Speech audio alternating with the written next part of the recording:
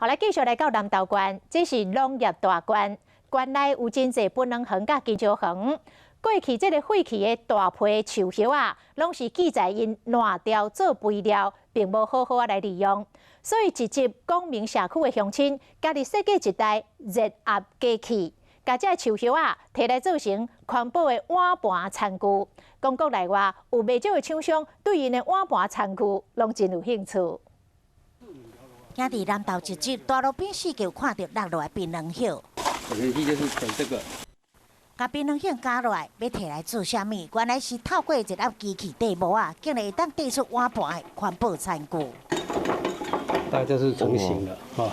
一片槟榔叶只要得8分钟，这碗盘形体就出来，会当底物件真利便。你会想要买吗？会啊，因为我觉得它是蛮环保的。 南投县内有真侪槟榔园甲香蕉园，这落落来大型的叶啊，过去拢是素材烂，不过公明社区的民众家己设计这热压的机器，将叶啊变成环保餐具，嘛引起外国厂商的兴趣。好像有意大利的厂商，贸易商对。把它做得更适当一点，然后能够量产，我想对我们社区是一个很大的益处的一个财力。 我们被人当作是粪扫废弃物，即马正做翻转社区经济黄金。未来机器若改良大量生产，卖改善农村生活的品质。